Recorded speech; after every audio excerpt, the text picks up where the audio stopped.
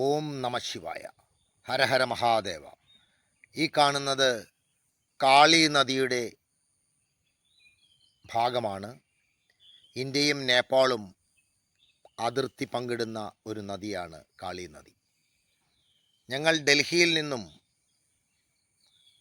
4 പേർ ആദി കൈലാസയാത്രയ്ക്ക് പുറപ്പെടുന്നതിൻ്റെ ഭാഗമായി ആ യാത്രയിൽ കണ്ട മനോഹരമായ ദൃശ്യങ്ങളും ആദി കൈലാസത്തിൻ്റെ ഭംഗിയുമെല്ലാം നിങ്ങൾക്കു കൂടി കാട്ടിത്തരുന്നതിന് വേണ്ടിയിട്ടാണ് ഇത്തരത്തിലൊരു വീഡിയോ ഞാൻ ചെയ്യുന്നത്. എൻ്റെ വീഡിയോ കാണുന്നവർ ഈ എൻ്റെ യൂട്യൂബ് ചാനൽ ഒന്ന് സബ്സ്ക്രൈബ് ചെയ്യണം എന്ന് അഭ്യർത്ഥിക്കുന്നു. ഈ കാണുന്നത് ഡൽഹിയിൽ നിന്നും നമ്മൾ പിത്തോർഗട്ട് എന്ന് പറയുന്ന ഉത്തരാഖണ്ഡിലെ ഒരു നഗരത്തിലേക്കുള്ള യാത്രയിലെ റോഡുകളാണ്. ഉയരങ്ങളിലേക്ക് ഏകദേശം 100 കിലോമീറ്ററിലധികം ഇത്തരത്തിലുള്ള ഹിമാലയൻ റോഡുകളിലൂടെ മുകളിലേക്ക് കയറി ചെല്ലുമ്പോഴാണ് പിത്തോർഗട്ട് എന്ന് പറയുന്ന ആ ഉത്തരാഖണ്ഡിൻ്റെ ഒരു ജില്ലാ ആസ്ഥാനത്ത് നമ്മൾ എത്തിച്ചേരുന്നത്. വളരെ മനോഹരമായ ഒരു യാത്രാ അനുഭവമാണിത്. ഇതൊരു എന്താ പറയുക, നമ്മൾ സാധാരണ ഒരു ഒരു വാഹനത്തിൽ യാത്ര ചെയ്യുമ്പോൾ ഉണ്ടാകുന്ന അനുഭവമല്ല ഇത്. ഇത് ഹിമാലയം 2 മേഖലകളായിട്ടാണ്, ഗഡ്വാൾ മേഖലയും അതുപോലെ തന്നെ കുമയൂൺ മേഖലയും. ഇപ്പോൾ നമ്മൾ സഞ്ചരിച്ചു കൊണ്ടിരിക്കുന്നത് കുമയൂൺ മേഖലയിലുള്ള ഹിമാലയത്തിലൂടെയാണ്. അവിടെയാണ് ഏറ്റവും കൂടുതൽ സുന്ദരമായ നൈനിത്താൾ അടക്കമുള്ള ടൂറിസ്റ്റ് കേന്ദ്രങ്ങളൊക്കെയുള്ള ഒരു പ്രദേശമാണ് ഈ കുമയൂൺ മേഖല. ഇതിൻ്റെ ഒരു വശത്ത് നമ്മൾ ഈ യാത്ര ചെയ്യുന്നതിൻ്റെ ഒരു വശത്തായിട്ട് ഹിമാലയത്തിൻ്റെ തൊട്ട് താഴെ കൂടി ഒഴുകുന്ന കാളി നദിയുടെ അപ്പുറത്തായിട്ട് നേപ്പാൾ രാജ്യവും അതിന് തൊട്ടിപ്പുറത്തായിട്ട് ടിബറ്റും ചൈനയും ഒക്കെ അടങ്ങുന്ന ഒരു ബോർഡർ ഏരിയയിൽ കൂടിയാണ് നമ്മൾ സഞ്ചരിക്കുന്നത്. റോഡുകളെല്ലാം പിത്തോർഗട്ട് വരെ റോഡുകൾ പല ഭാഗത്തും മലയിടിഞ്ഞു വീണ് പ്രശ്നങ്ങൾ ഉണ്ടാക്കുന്നുണ്ട് എങ്കിലും സാമാന്യം ഭേദപ്പെട്ട രീതിയിൽ നല്ല റോഡുകളാണ്. ഈ റോഡിൻ്റെ ഇരു സൈഡുകളിലും നമുക്ക് കാണാം ഹിമാലയത്തിൻ്റെ സുന്ദരമായ ദൃശ്യങ്ങൾ. ഇപ്പോൾ ഞങ്ങൾ പിത്തോർഗട്ട് നഗരത്തിൽ എത്തി. പിത്തോർഗട്ട് നഗരത്തിൽ ഒരു വളരെ ജനസാന്ദ്രത കൂടിയ ഒരു നഗരമാണ്. വലിയ കെട്ടിടങ്ങളും ഒക്കെയുള്ള ഒരു ഉത്തരാഖണ്ഡിലെ ഒരു നഗരമാണ് പിത്തോർഗട്ട് നഗരം. അവിടെ ഒരു നൂറ്റാണ്ടുകൾക്ക് മുമ്പുള്ള ഒരു കോട്ടയടക്കം, അവിടെ ഒരു രാജാവ് ഭരിച്ചിരുന്ന ഒരു സ്ഥലമാണ്. അവിടെ ഒരു കോട്ടയുണ്ട്. അത് കഴിഞ്ഞിട്ട് നമ്മൾ പിത്തോർഗട്ടിൽ നിന്നും നമ്മൾ നബി ഗ്രാമം എന്ന് പറയുന്ന ഒരു ഗ്രാമമുണ്ട്. ആദി കൈലാസ ദർശനത്തിന് വേണ്ടി പോകുമ്പോൾ ഇടയ്ക്ക് തങ്ങുന്ന ഒരു ഗ്രാമമാണ് നബി ഗ്രാമം. അപ്പോൾ നബി ഗ്രാമത്തിലേക്കുള്ള യാത്ര ഏറെ ദുർഘടമാണ്. റോഡുകളെല്ലാം വളരെ മോശപ്പെട്ടു എന്ന് പറഞ്ഞാൽ ഹിമാലയത്തിൻ്റെ ഒരു പ്രത്യേകത കൊണ്ട് ഇടിഞ്ഞു വീഴുന്ന പ്രദേശങ്ങളാണ്. പൂർണ്ണമായിട്ടും ഇടിഞ്ഞു വീഴുന്ന രീതിയിലുള്ള പ്രദേശങ്ങളാണ് ഇവിടെ ഉള്ളത്. അപ്പോൾ അതുകൊണ്ട് തന്നെ പല സമയത്തും റോഡ് ഗതാഗതം നമുക്ക് തടഞ്ഞു പോകുന്ന ഒരവസ്ഥയുണ്ടാവും. അങ്ങനെ ഞങ്ങൾ അവിടെ നിന്ന് സഞ്ചരിച്ച് നാബി ഗ്രാമത്തിന് അടുത്തുകൂടി എത്തി. അവിടെ ഒരു റിസോർട്ടിൽ താമസിക്കുക എന്ന ലക്ഷ്യത്തോടു കൂടിയാണ് ഞങ്ങൾ യാത്ര പുറപ്പെട്ടത്. രാവിലെ പിത്തോർഗട്ടിൽ നിന്നും യാത്ര പുറപ്പെട്ടിട്ട് മണിക്കൂറുകളോളം ഇത്തരത്തിലുള്ള ഹിമാലയൻ പാതയിലൂടെ സഞ്ചരിക്കുക. അപ്പോൾ നമുക്ക് കാണാം കാളി നദി വീണ്ടും നമ്മുടെ മുന്നിലൂടെ ഒഴുകിപ്പോവും. പല നദികളും ചേർന്നാണ് കാളി നദി ആയിട്ട് രൂപം കൊള്ളുന്നത്. അങ്ങനെ ഞങ്ങളിപ്പോൾ എത്തിച്ചേർന്നിട്ടുള്ളത് ഇതാണ് പിത്തോർഗട്ട് ഗ്രാമം. ഇവിടെ ഒരു ചെറിയ ഒരു ഹോം സ്റ്റേയിലാണ് ഞങ്ങൾ തങ്ങിയത്. എന്ന് വെച്ചാൽ കേരളത്തിൽ നിന്നുള്ള ഞാനും അതുപോലെ തന്നെ കണ്ണൂരിൽ നിന്നുള്ള അനി, അതുപോലെ തന്നെ രതീഷ്, അതുപോലെ തന്നെ കോട്ടയത്ത് നിന്നുള്ള ജയദേവ്, ഇത്തരത്തിലുള്ള ആളുകളാണ് ഈ യാത്രയിലുണ്ടായത്. ഇപ്പോൾ ഈ കാണുന്നത് ആ പ്രദേശത്തുള്ള ആപ്പിൾ തോട്ടങ്ങളാണ്. 6 മാസം കഴിഞ്ഞാൽ മഞ്ഞ് പൂർണ്ണമായിട്ടും ഐസ് വീണ് തുടങ്ങിക്കഴിഞ്ഞാൽ ഈ ഇത്തരത്തിൽ ഉള്ള ഗ്രാമങ്ങളിൽ നിന്നുള്ള ആളുകളെല്ലാവരും താഴ്വാരത്തിലേക്ക് പോകും. ഇപ്പോൾ ഈ ആപ്പിൾ തോട്ടത്തിൽ ചെറുതായിട്ട് ആപ്പിളുകൾ ഉണ്ടായി. ഇനി ഫലം ഉണ്ടായിക്കഴിഞ്ഞാൽ അത് കഴിഞ്ഞാൽ ഉടനെ തന്നെ മഞ്ഞ് വീണ് തുടങ്ങും. അപ്പോൾ ആളുകൾ താഴേക്ക് പോകുന്ന ആ, ആ രീതിയിൽ ഒരു 6 മാസത്തിൽ കൂടുതൽ അവർ ഈ ഗ്രാമത്തിൽ തങ്ങില്ല. ഇപ്പോൾ തന്നെ ആദി കൈലാസ യാത്രയ്ക്ക് മറ്റും വരുന്ന ആളുകൾക്ക് വേണ്ട സൗകര്യങ്ങൾ ചെയ്തു കൊടുക്കുക, അല്പസ്വല്പം കൃഷികളെല്ലാം ചെയ്യുക എന്നുള്ളതാണ് ഈ ഗ്രാമത്തിൽ. വളരെ നൂറ്റാണ്ടുകൾ പഴക്കമുള്ള, ആയിരക്കണക്കിന് വർഷം പഴക്കമുള്ള മണ്ണിലും കല്ലിലും അതുപോലെ തന്നെ മരത്തിലുമൊക്കെ നിർമ്മിച്ചിട്ടുള്ള വീടുകളാണ് ഈ നാഭി ഗ്രാമത്തിൽ മുഴുവനുള്ളത്. നാഭി ഗ്രാമത്തിൽ ഉള്ള മനുഷ്യർ വളരെ സ്നേഹസമ്പന്നരായ നല്ല മനുഷ്യരാണ്. നല്ല മനസ്സുള്ള മനുഷ്യരാണ്. ഇതിപ്പോൾ നമ്മൾ അവിടെ നിന്ന് നോക്കുമ്പോൾ കാണുന്ന അന്നപൂർണ റേഞ്ചാണ്. അന്നപൂർണ പർവ്വത മേഖലകളാണ് ഈ കാണുന്നത്, അന്നപൂർണ റേഞ്ച്. ഈ കാണുന്നത് നാഭി വില്ലേജിന് ഓപ്പോസിറ്റ് ആയിട്ടുള്ള മറ്റൊരു വില്ലേജാണ്. വില്ലേജുകളുടെ ഒരു പ്രത്യേകത എന്ന് പറയുന്നത് വളരെ കുറച്ച് ആളുകൾ മാത്രം അധിവസിക്കുന്നു. ആ പ്രദേശത്ത് കുറച്ച് കൃഷി ചെയ്യുന്നു, അങ്ങനെ അവിടെ ജീവിക്കുന്നു എന്നുള്ളതല്ലാതെ അവർ വലിയ കെട്ടിടങ്ങളോ മറ്റോ നിർമ്മിക്കാനോ ഒന്നുമുള്ളൊരു സാഹചര്യം അവിടെയില്ല. അവിടെ 6 മാസത്തിൽ കൂടുതൽ അവിടെ ഈ മനുഷ്യർക്ക് ജീവിക്കാനും കഴിയില്ല. ഇപ്പോൾ ഈ കാണുന്നത് ഹിമാലയത്തിലെ മറ്റൊരു മലയാണ്. ഇത് ഒരു കോട്ട കെട്ടിയതുപോലെ വളരെ അടുക്കി അടുക്കി ചെയ്തിട്ടുള്ളതുപോലെ മനോഹരമായിട്ടുള്ള ഒരു ദൃശ്യമാണ്.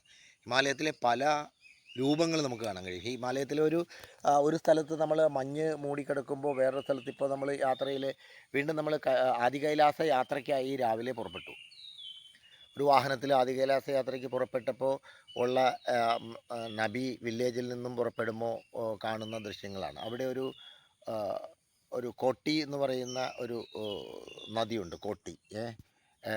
കോട്ടി നദിയിൽ നമ്മൾ ഈ കോട്ടി നദിയുടെ ഒരു പ്രത്യേകത എന്ന് പറഞ്ഞിട്ടുണ്ടെങ്കിൽ കുട്ടി നദി എന്നാണ് അതിനെ കൃത്യമായിട്ട് പറയുന്നത്. എന്തായാലും ആ നദിയുടെ പ്രത്യേകത എന്ന് പറയുന്നത്, ഈ നദി ഈ ഉത്ഭവിച്ച് അത് കാളി നദിയിൽ ചേരുകയാണ് ഉണ്ടാവുക. കുട്ടി എന്ന് പറയുന്ന ഒരു ഗ്രാമത്തിൽ നിന്നാണ് ഈ നദി ഒഴുകി വരുന്നത്. അവിടെ ആ കുട്ടി ഗ്രാമത്തിലുള്ളൊരു പ്രത്യേകത വെച്ചാൽ, കുട്ടി ഗ്രാമം എന്ന് പറയുന്നത് കുന്തി ദേവി അധിവസിച്ചിരുന്നു, ആ കുന്തി ദേവിയൊക്കെ താമസിച്ചിരുന്ന ഗ്രാമമാണ് എന്നുള്ള നിലയ്ക്കാണ് അവിടെ കഥകളും മിത്തുകളും ഒക്കെ ഉള്ളത്. ഹിമാലയത്തിലെ ഏത് കഥകളോ അല്ലെങ്കിൽ ഏത് സ്ഥലത്തെ എടുത്ത് പരിശോധിച്ച് കഴിഞ്ഞാലും നമുക്ക് മഹാഭാരതവുമായി ബന്ധപ്പെട്ടാണ് നമുക്ക് കാണാൻ കഴിയുക. അർജുനൻ അല്ലെങ്കിൽ പഞ്ചപാണ്ഡവർ പ്രതിഷ്ഠിച്ച സ്ഥലങ്ങൾ, ഇത്തരത്തിലാണ് നമ്മൾ ഹിമാലയത്തിലെ പല ശിവാലയങ്ങളും ശിവക്ഷേത്രങ്ങളും നമുക്ക് കാണാൻ കഴിയുക. ഇപ്പോൾ ഈ ആദി കൈലാസ യാത്രയിലും നമുക്ക് അത്തരത്തിലുള്ള കഥകളും മറ്റുമാണ് നമുക്ക് കാണാൻ കഴിയുക. അപ്പോൾ ഈ കുട്ടി ഗ്രാമത്തിലേക്കുള്ള യാത്ര, ഈ കുട്ടി നദി തുടങ്ങുന്നത് കുട്ടി ഗ്രാമത്തിലാണ്. കുട്ടി ഗ്രാമം കഴിഞ്ഞാൽ അവിടെ ഒരു ചെക്ക് പോസ്റ്റ് ഉണ്ട്. ആ ചെക്ക് പോസ്റ്റിൽ പാസ് ഉള്ള ആളുകൾക്ക് മാത്രമാണ് ആദി കൈലാസ യാത്രയ്ക്ക് വേണ്ടിയിട്ടുള്ള അവിടെ നിന്ന് കടന്നു പോകാൻ കഴിയുക. അവിടെ ഇൻഡോ ടിബറ്റ് ബോർഡർ പോലീസിൻ്റെ ഉദ്യോഗസ്ഥരും കാര്യങ്ങളും ഉണ്ട്. അവരത് പരിശോധിച്ചതിന് ശേഷം മാത്രമേ അവിടെ നിന്ന് നമുക്ക് യാത്ര പുറപ്പെടാൻ കഴിയുകയുള്ളൂ. അപ്പോൾ ഈ കുട്ടി ഗ്രാമത്തിലേക്കുള്ള യാത്രയിൽ ഹിമാലയത്തിൻ്റെ ഓരോ ഭാഗങ്ങൾ നമുക്ക് കാണാം. ഹിമാലയത്തിൻ്റെ ഓരോ വശങ്ങളും ഭംഗിയുള്ളതാണ്. എവിടെ നിന്ന് നോക്കിയാലും ഭംഗി ആസ്വദിക്കാനും പ്രകൃതി ഭംഗി ആസ്വദിക്കാനും കഴിയുന്ന ഒരു പ്രദേശം കൂടിയാണ് ഹിമാലയ സാനുക്കൾ. ഒരു വശത്ത് മഞ്ഞ് മൂടിക്കിടക്കുമ്പോൾ മറ്റൊരു വശത്ത് ഇപ്പോൾ നോക്കൂ, അത് മഞ്ഞ് മൂടിക്കിടക്കുന്ന സ്ഥലങ്ങളാണ്. മുകളിൽ മഞ്ഞാണ്, ഐസാണ്. അതിൻ്റെ താഴെ ഐസില്ലാത്ത സ്ഥലങ്ങൾ, പിന്നെ മണ്ണായ സ്ഥലങ്ങൾ, മരങ്ങൾ. ഇത്തരത്തിൽ നമുക്ക് ഒരേ സമയത്ത് പല രൂപങ്ങൾ, ഹിമാലയത്തിൻ്റെ ഭംഗി അത് നമുക്ക് പൂർണ്ണമായിട്ടും ആസ്വദിക്കാൻ പറ്റുന്ന ഒരു അവസ്ഥയാണുള്ളത്. ഇപ്പോൾ ഇവിടെ നിന്ന് നമ്മൾ കുറച്ച് മുന്നോട്ട് പോയി കഴിയുമ്പോൾ ഈ നമ്മൾ ഗണേശപർവ്വതം കാണാൻ കഴിയും. ഗണേശ രൂപം ഉള്ള ഗണേശപർവ്വതം. ഇത് പാണ്ഡവ മലകളാണ്, പാണ്ഡവ ഹിൽസാണ്, പാണ്ഡവന്മാരുടെ മലകളാണ്. അതായത് അഞ്ച് പേർ നിൽക്കുന്നത് പോലെയുള്ള മലയുടെ രൂപങ്ങളാണ്. അത് നമ്മൾ ആദി കൈലാസത്തിൽ നിന്ന് നോക്കിയാലും നമുക്ക് അത്തരത്തിൽ ഇത് കാണാനായിട്ട് കഴിയും. അത്ര ഈ ഹിമാലയത്തിൻ്റെ ഭംഗി ആസ്വദിക്കുന്നതിനോടൊപ്പം തന്നെ ഭക്തിയും കൂടിക്കലർന്നുള്ള ഒരു യാത്രയാണ് ആദി കൈലാസ യാത്ര. അതുപോലെ തന്നെ ട്രക്കിംഗ്, നമ്മൾ മലമുകളിലേക്ക് കയറുന്ന ട്രക്കിംഗ്. ഇപ്പോൾ ഈ കാണുന്നതാണ് കുട്ടി ഗ്രാമം. കുട്ടി ഗ്രാമത്തിനടുത്തായിട്ട് ഒരു സ്ഥലം നമുക്ക് കാണാൻ കഴിയും. അത് പാണ്ഡവ കിലയാണ്. അതായത് പാണ്ഡവരുടെ കോട്ട. പാണ്ഡവർ ഒരു മലമുകളിലേക്ക് കയറി ചെന്ന് കഴിഞ്ഞാൽ കൃത്യമായ ഒരു കോട്ടയുടെ രൂപം നമുക്ക് കാണാൻ കഴിയും. ഞങ്ങൾ അവിടെ ഇറങ്ങി ആ കോട്ടയിലേക്കൊക്കെ നടന്നു പോവുകയൊക്കെ ചെയ്തു. ആ ആ യാത്രയുടെ അനുഭവം, ആ കോട്ടയിൽ നിന്ന് നമ്മൾ താഴേക്ക് നോക്കുമ്പോൾ കൃഷിയിടങ്ങൾ കാണാം. അതുപോലെ തന്നെ ഈ പറയുന്ന ഈ ഗ്രാമമാണെങ്കിലും നബി ഗ്രാമത്തേക്കാൾ കുറച്ചുകൂടി ആളുകൾ താമസിക്കുന്ന ഒരു സ്ഥലമാണ്. അവരുടെ കൃഷിയിടങ്ങളാണ് ഈ കാണുന്നത്. അവരൊരു വലിയ തോതിൽ അത്യാവശ്യം ഭേദപ്പെട്ട രീതിയിൽ ഇത് ഈ കാണുന്നതാണ് പാണ്ഡവ ആ, കോട്ട. പാണ്ഡവരുടെ കോട്ടയായിരുന്നു എന്നാണ്. അതിന് മുകളിലായിട്ടാണ് നമ്മൾ പാണ്ഡവ ഹിൽസ്, പാണ്ഡവരുടെ മലകൾ നമുക്ക് കാണാൻ കഴിയുന്നത്.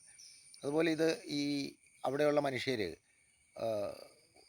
യാത്രികരോട് അല്ലെങ്കിൽ ഭക്തരോട് അല്ലെങ്കിൽ തീർത്ഥാടകരോടൊക്കെ എത്രയോ സ്നേഹമായിട്ടാണ് പെരുമാറുന്നത്. അവരിപ്പോൾ ഭക്ഷണം നമ്മൾ കഴിച്ചിട്ട് നമ്മളോടൊന്നും കണക്ക് പോലും പറയുന്നില്ല എന്നുള്ളതാണ്. ഭക്ഷണം കഴിച്ചിട്ട്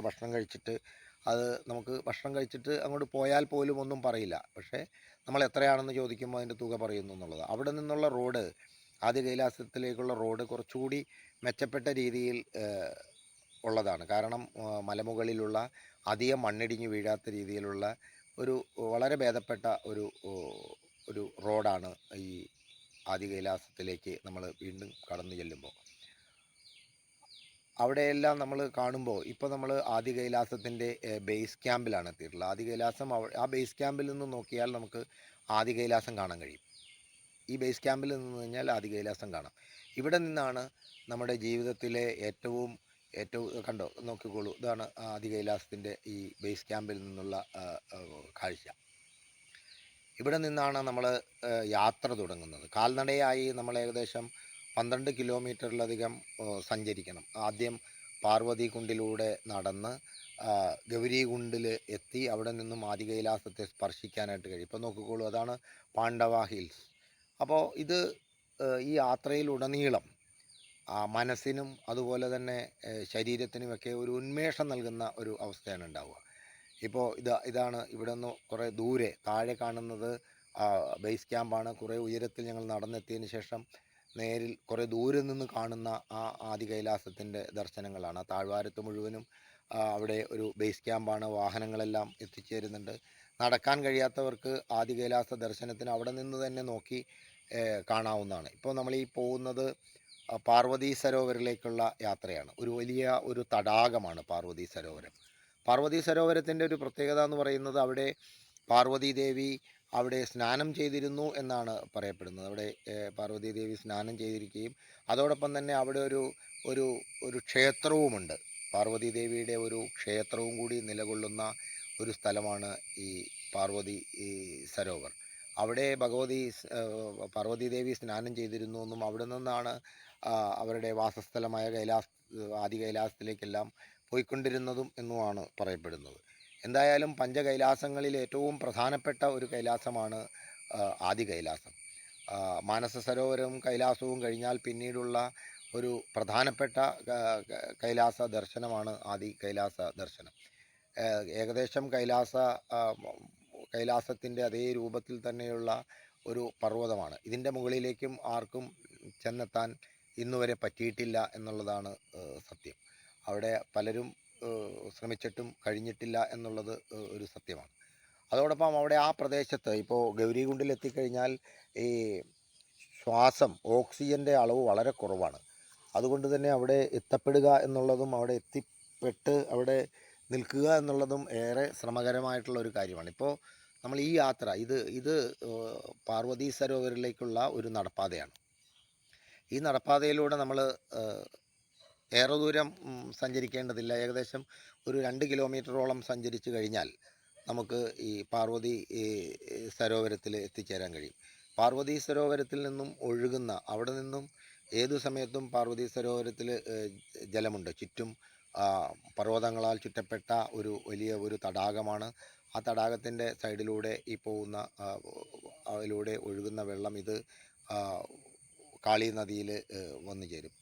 നടക്കാൻ ബുദ്ധിമുട്ടുള്ള ആളുകൾക്ക് കുതിരപ്പുറത്ത് പോലും ആ സ്ഥലങ്ങളിലേക്ക് സഞ്ചരിക്കാനായിട്ട് കഴിയും. ഇത് പാണ്ഡവ ഹിൽസിൻ്റെ വളരെ അടുത്തു നിന്നുള്ള, അല്ലെങ്കിൽ അത് കൂടുതൽ ദൃശ്യമാകുന്ന തരത്തിലുള്ള ഒരു ദൃശ്യമാണ് പാണ്ഡവ പർവ്വതങ്ങൾ. അത് നമുക്ക് കാണാം. പഞ്ചപാണ്ഡവരുടെ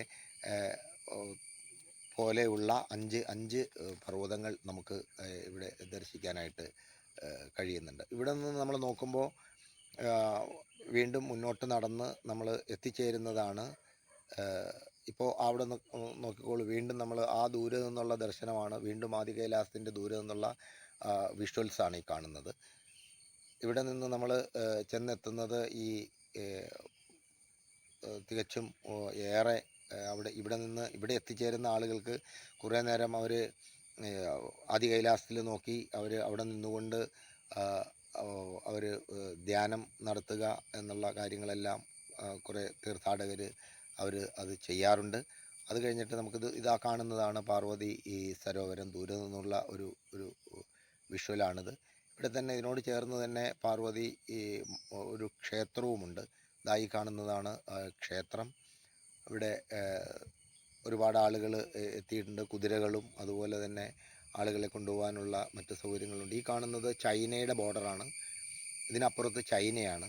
അപ്പോൾ ഈ കാണുന്നത് പാർവതി സരോവരിൽ നിന്നും കാണുന്ന ആദി കൈലാസത്തിൻ്റെ ദൃശ്യങ്ങളാണ്. പാർവതി സരോവരിൽ നിന്ന് നോക്കുമ്പോൾ നമുക്ക് നഗ്നനേത്രങ്ങൾ കൊണ്ട് വളരെ ഭംഗിയായി കാണാൻ കഴിയുന്ന ദർശനങ്ങളാണ്. ഇതിനപ്പുറത്തായിട്ട് നമുക്ക് ഈ പല പർവ്വതങ്ങളും കാണാം. അതുപോലെ തന്നെ കണ്ട പാണ്ഡവ പർവ്വതവും ഒക്കെ നമുക്ക് അവിടെ നിന്നുകൊണ്ട് നോക്കി കാണാം. ഇതാണ് പാർവതി സരോവറിൻ്റെ അടുത്തെത്തുമ്പോൾ അവിടെ ഒരു ബോർഡെല്ലാം ഉണ്ട്, പാർവതി സരോവർ എന്ന് പറഞ്ഞ്. അതോടൊപ്പം തന്നെ ആ ക്ഷേത്രവും. ഒരുപാട് തീർത്ഥാടകർ വലിയ തിരക്കുള്ള തീർത്ഥാടന കേന്ദ്രമല്ല. കാരണം ഏറെ പ്രയാസപ്പെട്ട് ബുദ്ധിമുട്ടി വേണം ഇവിടെ എത്തിച്ചേരാൻ. ഡൽഹിയിൽ നിന്നും 500 കിലോമീറ്റർ സഞ്ചരിച്ച് പിത്തോർഘട്ടിലെത്തി അവിടെ നിന്നും 300 കിലോമീറ്റർ സഞ്ചരിച്ചാൽ മാത്രമാണ് ആദി കൈലാസ ദർശനത്തിനായി ഇവിടെ എത്തിച്ചേരാൻ കഴിയുള്ളൂ. അവിടെ നിന്നും ഏകദേശം 12 കിലോമീറ്ററോളം നമ്മൾ കാൽനടയായി സഞ്ചരിച്ചാൽ മാത്രമാണ് ഗൗരികുണ്ടിലെത്തി ഈ ആദി കൈലാസത്തിനെ സ്പർശിക്കാനും ദർശിക്കാനും അവിടെ സായുജ്യമടയാനും കഴിയുക. ഇത് വലിയൊരു തടാകമാണ്. എവിടെ നിന്ന് വെള്ളം വരുന്നു എന്ന് പോലും നമുക്കറിയില്ല. ചുറ്റും അതിനപ്പുറത്തെങ്ങും താഴത്തെങ്ങും വെള്ളമില്ല. ഈ മലമുകളിൽ മാത്രമാണ് വെള്ളമുള്ളത്. ഇതിൽ നിന്ന് എല്ലാ സമയവും താഴേക്ക് ജലം ഒഴുകിക്കൊണ്ടിരിക്കുകയാണ്. മുമ്പ് ഞാൻ കാണിച്ച ഇതുവഴി തടാകത്തിലൂടെ ഒഴുകി, ആ നദിയിലൂടെ ഒഴുകി, അങ്ങനെ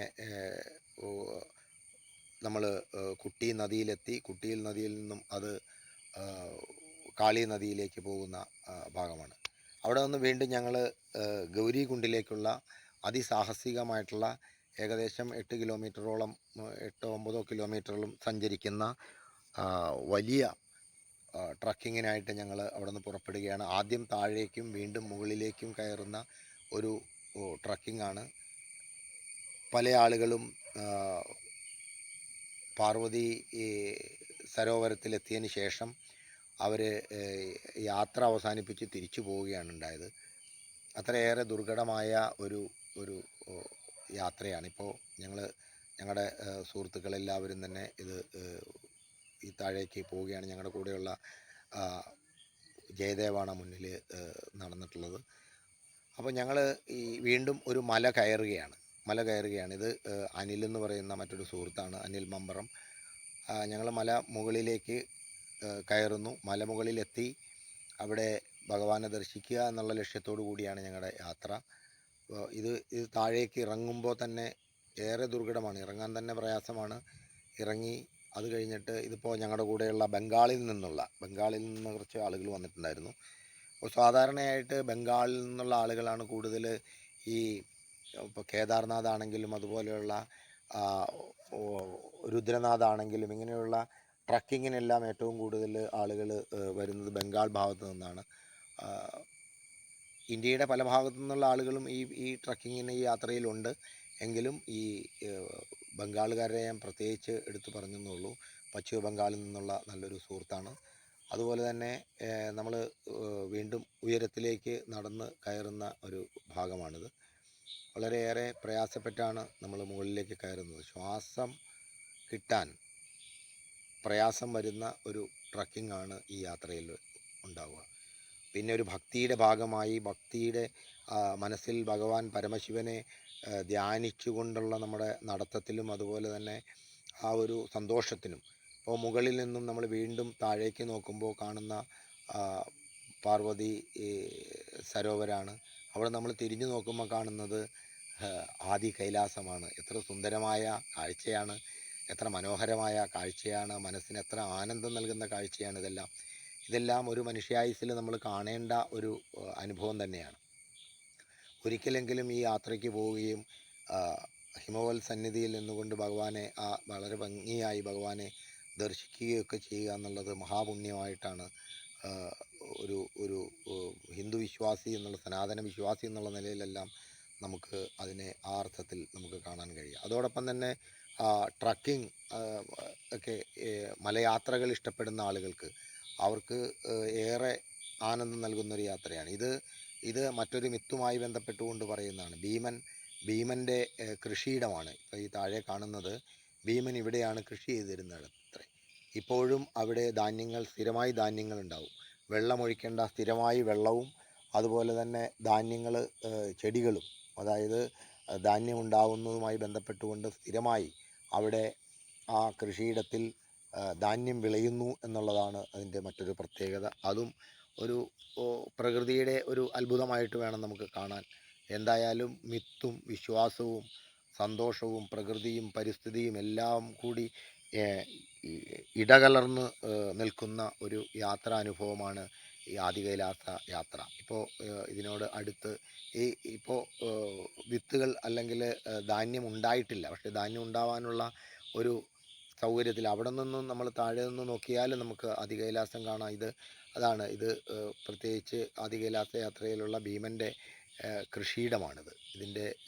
ഇത് കഴിഞ്ഞ് വീണ്ടും നമ്മൾ മുകളിലേക്കാണ് കയറുക. മുകളിലേക്ക് കയറി വീണ്ടും താഴേക്ക് ഇറങ്ങി വേണം നമുക്ക് വീണ്ടും മുകളിലേക്ക് കയറിയാൽ നമ്മൾ ഗൗരികുണ്ടിൽ എത്തിച്ചേരും. അത്രയ്ക്ക് പ്രയാസമേറിയ ഒരു യാത്രാ അനുഭവമാണ്, അല്ലെങ്കിൽ ഒരു ട്രക്കിംഗ് ആണ്.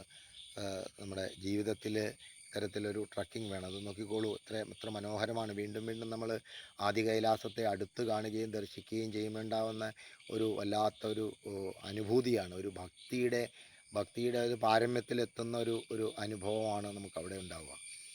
മറ്റേത് യാത്ര പോലെയല്ല. ഒരു ക്ഷേത്രത്തിലോ ഒരു ബിംബത്തെയോ ഒന്നും പോയി ദർശിക്കുന്ന ഒരു അനുഭവമല്ല ഇവിടെയുള്ളത്.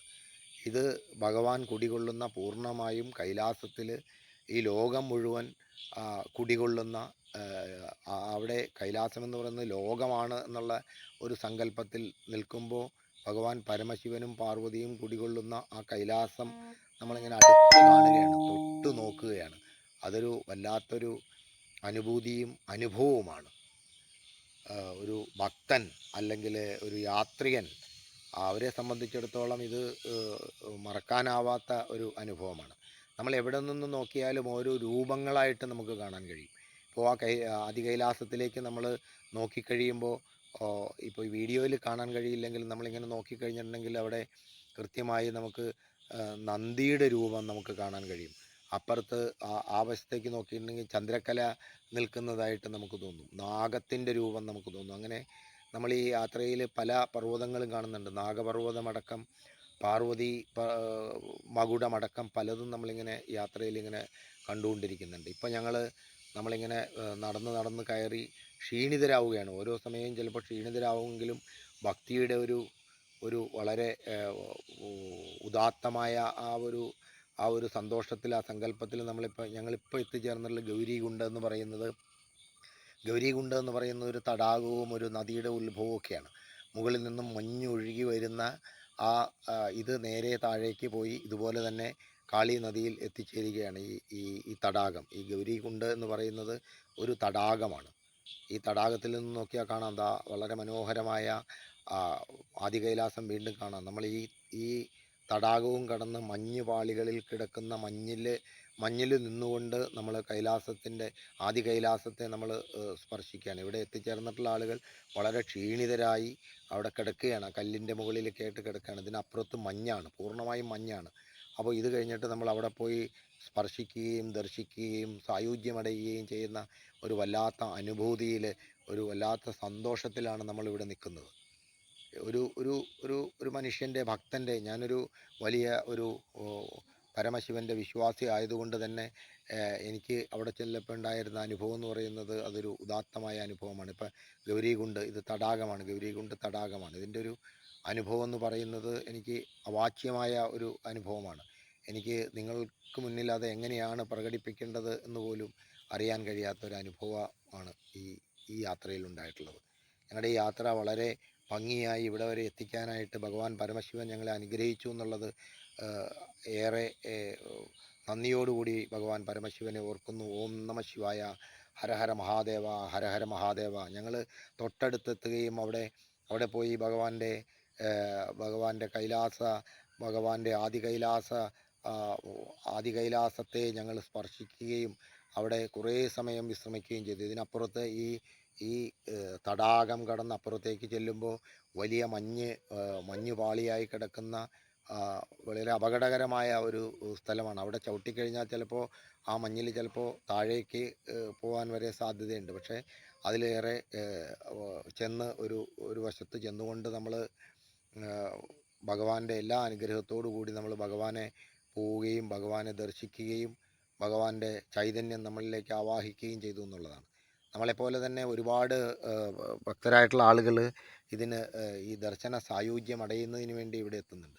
എല്ലാവരും തന്നെ, ഞാൻ പറയുന്നത് ഭക്തരായിട്ടുള്ള മുഴുവൻ ആളുകളും ഏതെങ്കിലും ഒരു സമയത്ത് ഇവിടെ എത്തുകയും ഈ ഭഗവത് സന്നിധിയിൽ ആദി കൈലാസത്തിൽ എത്തുകയും അവിടെ ഒരു ദർശനം നടത്തുകയും ചെയ്യണം. അതൊരു ട്രക്ക് ചെയ്യാൻ ബുദ്ധിമുട്ടുള്ളവർക്ക് താഴെ നിന്നുകൊണ്ടെങ്കിലും തൊട്ടടുത്ത് ഏകദേശം ഒരു 6-7 കിലോമീറ്റർ ദൂരെ നിന്നുകൊണ്ട് ഞങ്ങൾ ഈ കഴിഞ്ഞ ഈ യാത്രയ്ക്ക് ശേഷം കൈലാസത്തെ ദർശിക്കുന്നതിന് വേണ്ടി പോവുകയും കൈലാസ ദർശനം നടത്താനുള്ളൊരു സായുജ്യം ഭഗവാൻ ഈ ആദി കൈലാസനാഥൻ തരികയും ചെയ്തു. ഇതാണ് ഗൗരികുണ്ട് തടാകം. ഈ ഗൗരികുണ്ട് തടാകത്തിൽ നിന്ന് നോക്കൂ, ആ കാണുന്നതാണ് ആദി കൈലാസം. എത്രയോ പ്രകൃതി നമ്മെ അനുഗ്രഹിച്ചതുകൊണ്ട് മാത്രമാണ് നമുക്കിത് കാണാൻ കഴിഞ്ഞത്. ഇല്ലെങ്കിൽ മൂടൽ മഞ്ഞുകൾ വന്നു കഴിഞ്ഞാൽ നമുക്കിത് ഇത്തരത്തിൽ ഭംഗിയായി ദർശിക്കാൻ ഒരിക്കലും കഴിയുമായിരുന്നില്ല. അങ്ങനെ നമ്മുടെ ജീവിതത്തിൽ ഉണ്ടാവുന്ന പല അനുഭവങ്ങളിൽ ഇപ്പോൾ ഇതാ ഗൗരികുണ്ട് വീണ്ടും ഞങ്ങൾ ഗൗരികുണ്ടിലേക്ക് വീണ്ടും തിരിച്ച് ഗൗരികുണ്ടിലേക്ക് ആ ഭാഗത്ത് ചെന്ന് ഞങ്ങളുടെ സ്പർശിക്കുന്നതുമായി ബന്ധപ്പെട്ട വീഡിയോ ഒന്നും നമ്മൾ എടുക്കാൻ ശ്രമിച്ചില്ല. അതൊരു ഭഗവത് ചൈതന്യത്തിൻ്റെ ഒരു മൂർത്തമായ ഭാവമായതുകൊണ്ട് നമ്മൾ ആ ഭാഗത്തേക്ക് പോയപ്പോൾ അവിടെ സ്പർശിച്ചപ്പോഴൊന്നും വീഡിയോ ഒന്നും നമ്മൾ എടുത്തില്ല. ഇപ്പോൾ ഈ കാണുന്നത് വീണ്ടും ഞങ്ങൾ തിരിച്ചിറങ്ങാനുള്ള തയ്യാറെടുപ്പിലാണ്. ഓം നമ ശിവായ.